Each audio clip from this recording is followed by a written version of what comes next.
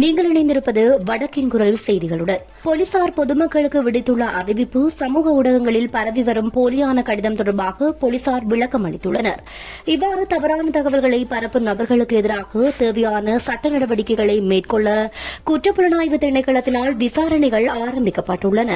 கணனி குற்ற தலைமையகம் என குறிப்பிட்டு பதில் போலீஸ் மா அதிபர் பிரியந்த வீரசூரியவின் பெயரையும் போலியாக தயாரிக்கப்பட்ட கையொப்பத்தையும் உள்ளடக்கி ஆங்கில மொழியில் தயாரிக்கப்பட்ட கடிதம் ஒன்று தற்போது சமூக ஊடகங்களில் பரவி வருவதாக காவல்துறையினர் தெரிவித்துள்ளனர்.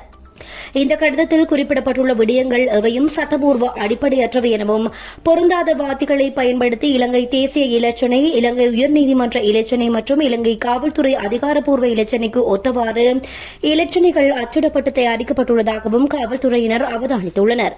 இந்த கடிதம் அனுப்பப்பட்டதாக குறிப்பிடப்பட்ட cyber crime head quarters Colombo Sri Lanka என்ற பெயரில் இலங்கையில் எந்தவொரு நிறுவனமும் இல்லை எனவும் இதில் குறிப்பிடப்பட்டுள்ள பதவிகள் அல்லது விடயங்கள் இலங்கை காவல்துறையினர் வெளியிடப்படாத தவறான மற்றும் திரிக்கப்பட்ட தகவல்கள் எனவும் இலங்கை காவல்துறையினர் பொதுமக்களுக்கு அறிவுறுத்தியுள்ளனர். இந்த திட்டமிடல் முறையில் இலங்கை போலீசாரை அவமதிப்பதற்கு, பொதுமக்களை தவறாக வழிநடத்துவதற்கும் உருவாக்கப்பட்ட கடிதம் என அவதானிக்கப்பட்டுள்ளதாக போலீசார் மேலும் தெரிவித்துள்ளனர்.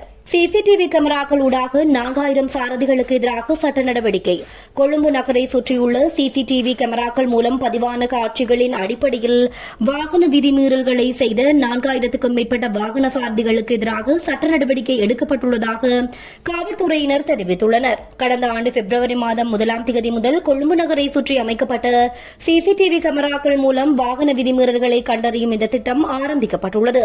இந்த ஆண்டு ஏப்ரல் மாதம் 20ஆம் தேதி வரையிலான காலப்பகுதியில் வீதி விதிகளை மீறிய 4048 வாகன சாரதிகளுக்கு எதிராக அபராதம் அல்லது நீதிமன்ற நடவடிக்கைகள் எடுக்கப்பட்டுள்ளதாக காவல்துறையினர் குறிப்பிட்டுள்ளனர்.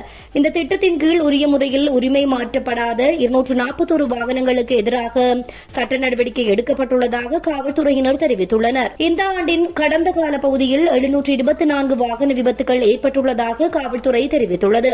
விபத்துகளினால் 764 பேர் உயிரிழந்துள்ளதாக அறிக்கையிடப்பட்டுள்ளது. இந்த ஆண்டு ஜனவரி மாதம் 1ஆம் தேதி முதல் இதுவரையிலான காலப்பகுதியில் 1535 கடுமையான விபத்துகளும் 2699 சிறிய விபத்துகளும் ஏற்பட்டுள்ளதாக காவல்துறை தெரிவித்துள்ளது. யாழில் மூளைக்காய்ச்சலால் இளம் குடும்ப பெண் உயிரிழப்பு.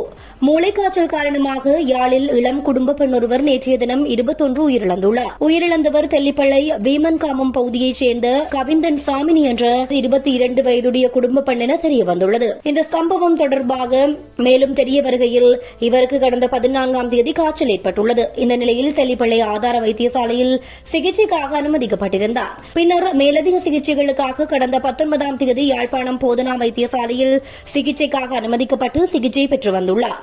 மூளைக்காய்ச்சல் காரணமாக மரணம் சம்பவித்துள்ளதாக உடற்கூற்று பரிசோதனையில் தெரியவந்துள்ளது.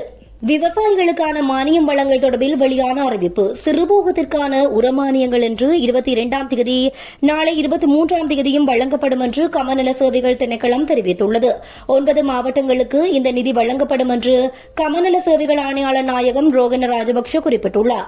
உரமானியம் ரூபாய் 20 வீதம் வழங்கப்படுகின்றது. 2 ஏக்கர் வரம்புக்கு உட்பட்டு 1 ஏக்கருக்கு நெல்லுக்கு 25,000 ரூபாய் என அறிவிக்கப்பட்டுள்ளது. அத்துடன் இன்றும் நாளையும் குறித்த மானியம் வழங்கும் நடவடிக்கைகளுக்காக 157 மில்லியன் ரூபாய் வழங்கப்பட்டுள்ளதாக கமநல சேவைகள் திணைக்களம் குறிப்பிட்டுள்ளது. உதயகலாவின் விடுதலைக்கு ஜனாதிபதியிடம் மகள் கோரிக்கை. அரசியல் காரணங்களுக்காக சிறையில் இருக்கும் தனது தாயார் தயாபராஜ் உதயகலாவை அவரது உடல் நலம் கருதியும் சிறுவர்களான எமது நலன் கருதியும் சிறையில் இருந்து வெளியில் வருவதற்கான வாய்ப்பை ஜனாதிபதி ஏற்படுத்தி தர வேண்டும் என குறித்த பெண்ணின் மகள் டிலானி தயாபராஜ் கோரிக்கை விடுத்துள்ளார். ஜாழ் ஊடக அமையத்தில் நேற்று தனது பேத்தியாரான அருணோதயராடன் ரஜினியுடன் ஊடக சந்திப்பை முன்னெடுத்த அவர் கூறுகையில், எமது தாயார் அரசியல் சூழ்ச்சி காரணமாக சிறையில் இருப்பதால் நாம் 4 சகோதரர்களும் பாட்டியின் பராமரிப்பில் தற்போது பல அசௌகரியங்களை சந்தித்து வருகின்றோம். தாயார் குற்றம் செய்யாது சிறையில் இருப்பதனால் பல்வேறு உடல் உபாதைகளுக்கும் மன உளைச்சலுக்கும் உள்ளாகி மருத்துவ வசதி கூட கிடைக்காத நிலையில் இருக்கின்றார். இந்த நிலையில் அவரது உயிருக்கு ஆபத்து ஏற்படுவதாக இருக்கின்றது. அந்த வகையில் எமது குடும்ப நிலையையும் பிள்ளைகளையும் எமது நிலையையும் கருத்தில் கொண்டு தாயாரை மனிதாபிமான நடவடிக்கையாக விடுவிக்க ஜனாதிபதி நடவடிக்கை எடுக்க வேண்டும் என்று கோரிக்கை விடுத்திருந்தமை குறிப்பிடத்தக்கது. இத்துடன் வடக்கின் குரல் செய்திகள் நிறைவுக்கு வருகின்றது. தொடர்ந்தும் வடக்கின் குரல் செய்திகளுடன் இணைந்து கொள்ளுங்கள்.